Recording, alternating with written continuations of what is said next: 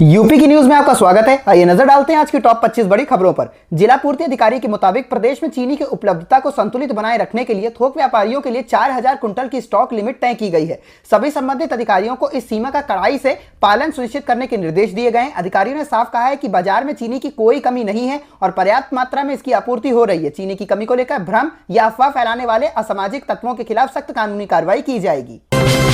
उत्तर प्रदेश में आगामी विधानसभा चुनाव की तैयारियों के बीच समाजवादी पार्टी ने वाराणसी की 6 विधानसभा सीटों पर पीडीए यानी पिछड़ा, दलित और अल्पसंख्यक वर्ग से जुड़ा आयोजन किया है। कार्यक्रम में पार्टी के वरिष्ठ पदाधिकारियों और प्रतिनिधियों ने हिस्सा लिया। इस दौरान कार्यकर्ताओं को बूथ स्तर पर संगठन मजबूत करने और चुनाव में जीत हासिल करने की रणनीति समझाई गई। सपा नेताओं ने जनता के बीच पहुंचकर उनकी समस्याएं सुनने और पीडीए वर्ग को एकजुट करने का संकल्प भी लिया। अखिलेश यादव के 54 से रुपया बना दिया वाले बयान को लेकर उत्तर प्रदेश की राजनीति में बड़ा बवाल खड़ा हो गया है। राष्ट्रीय लोकदल यानी आरएलडी प्रमुख जयंत चौधरी ने अखिलेश यादव के बयान को जाट समाज का अपमान बताते हुए इसे अहंकार करार दिया। वहीं बसपा सुप्रीमो मायावती ने भी जयंत चौधरी का समर्थन किया और अखिलेश यादव से जाट समाज से तत्काल माफी मांगने की मांग की। मायावती ने सपा को अहंकारी और स्वार्थी भी बताया। इस बीच भाजपा नेताओं ने भी समाजवादी पार्टी पर निशाना साधा। जवाब में अखिलेश यादव ने पलटवार करते हुए भाजपा को चुनौती दी कि वह अपने सहयोगियों को 120 सीटें देकर दिखाएं। सीतापुर जिले से एक बेहद अनोखा मामला सामने आया है, जहां एक महिला अपने पति और प्रेमी दोनों के साथ रहने की जिद पर अड़ गई। हैरानी की बात यह है कि महिला के पति ने भी इस फैसले पर कोई आपत्ति नहीं जताई। आपसी सहमति के बाद तीनों अब एक ही घर में साथ रहने के लिए तैयार हो गए हैं। इस अनोखे रिश्ते और फैसले को लेकर इलाके में चर्चा और कौतूहल का माहौल बना हुआ है। उत्तर प्रदेश में आगामी चुनाव को देखते हुए महिला मतदाताओं की भूमिका बेहद अहम मानी जा रही है। अंतिम मतदाता सूची के आंकड़ों के मुताबिक प्रदेश में कुल 13.39 करोड़ पंजीकृत मतदाता हैं, जिनमें करीब 6.09 करोड़ महिला मतदाता शामिल है। यानी कुल मतदाता संख्या में महिलाओं की हिस्सेदारी लगभग 45.46% है। महिलाओं की इतनी बड़ी भागीदारी को देखते हुए राजनीतिक दल भी महिला केंद्रित योजनाओं और मुद्दों पर विशेष जोर दे रहा है। नागरिक अपनी मतदाता सूची में नाम या अन्य जानकारी की स्थिति जांचने के लिए इलेक्शन कमीशन ऑफ इंडिया की आधिकारिक ऑनलाइन सेवाओं का इस्तेमाल कर सकते हैं।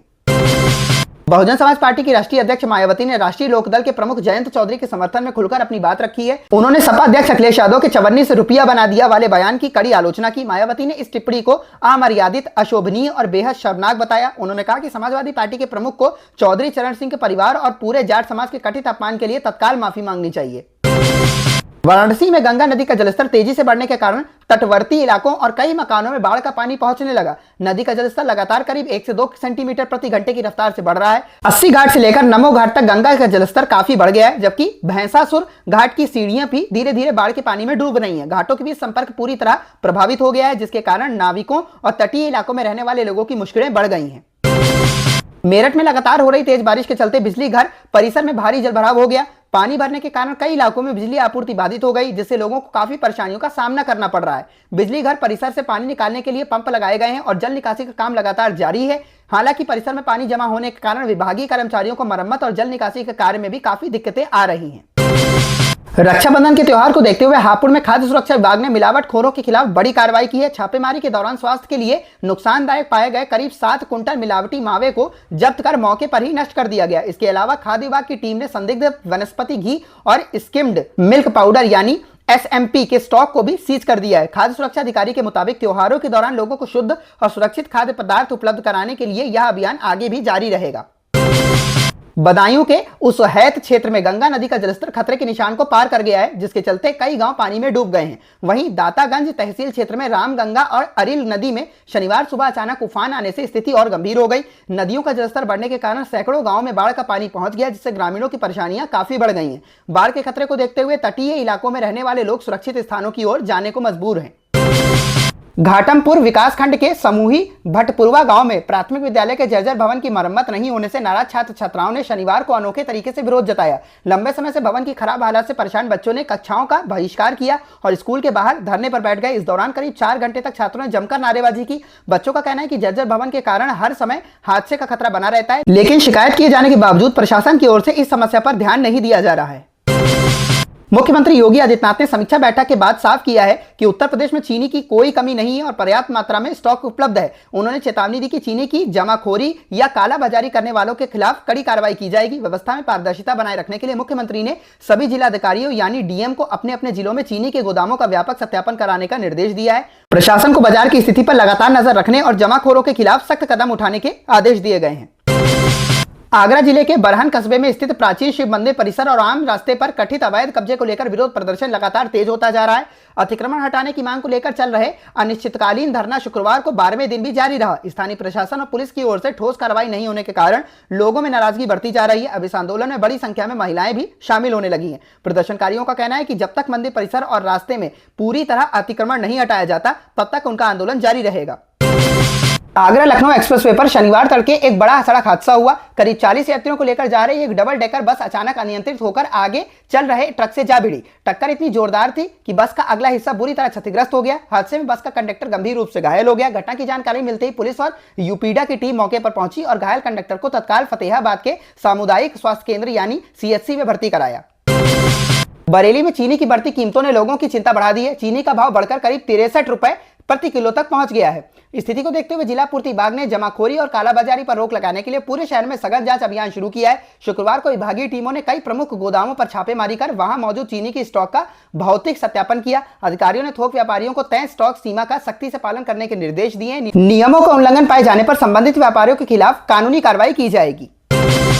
फिरोजाबाद में मिलावटी और नकली दूध का कारोबार लगातार जारी रहने की खबर सामने आ रही है, जिससे लोगों की सेहत पर गंभीर खतरा बना हुआ है। आरोप है कि चाय से लेकर मिठाइयों तक में बड़े पैमाने पर सिंथेटिक और मिलावटी दूध का इस्तेमाल किया जा रहा है। सस्ते केमिकल, डिटर्जेंट और रिफाइंड तेल जैसी चीजों से तैयार किया गया नकली दूध लोगों तक पहुंच रहा है। स्वास्थ्य विशेषज्ञों ने चेतावनी दी है कि इस तरह का मिलावटी दूध शरीर के लिए बेहद नुकसानदायक हो सकता है। प्रशासनिक स्तर पर प्रभावी कार्रवाई नहीं होने के कारण यह कथित कारोबार रुकने का नाम नहीं ले रहा है। कन्नौज में देर रात डीजे बजाने को लेकर कांवड़ियों और पुलिस के बीच विवाद हो गया, जो देखते ही देखते हर झड़प में बदल गया। इसके बाद कांवड़ियों ने काफी देर तक जमकर हंगामा किया। स्थिति बिगड़ने पर पुलिस और प्रशासन के अधिकारी मौके पर पहुंचे और कांवड़ियों को शांत कराने का प्रयास किया। इस दौरान अधिकारियों की ओर से कांवड़ियों से माफी भी मंगाई गई। वहीं कोतवाल ने कांवड़ियों से भरे मैदान में यहां तक कह दिया कि वह नौकरी तक छोड़ने को तैयार हैं।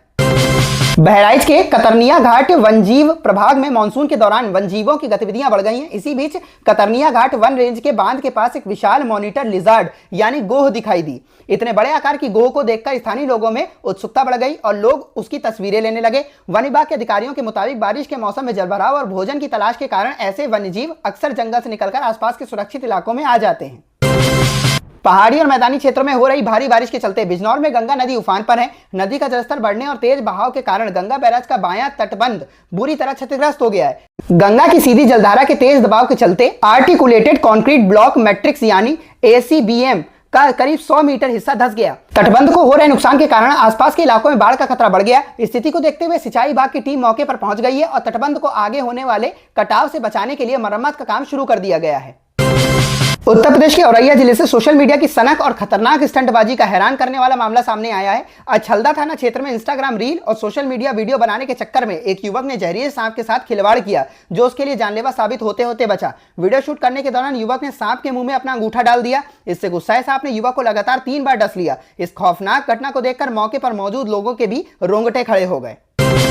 उत्तर प्रदेश में गन्ना किसानों को लेकर सरकार ने बड़ा आंकड़ा जारी किया है। साल 2017 से अब तक प्रदेश के 48 लाख गन्ना किसानों को कुल 3,24,445 करोड़ का भुगतान किया जा चुका है। रिपोर्ट के मुताबिक सरकार की ओर से जारी आंकड़ों में बताया गया है कि प्रदेश में इस समय 122 चीनी मिलें संचालित हैं। इन मिलों की पेराई क्षमता में भी 1,25,000 TCD का इजाफा हुआ है। सरकार का कहना है कि भुगतान और चीनी उद्योग से जुड़े इन बदलावों से प्रदेश के गन्ना किसानों और चीनी उद्योग को मजबूती मिली है।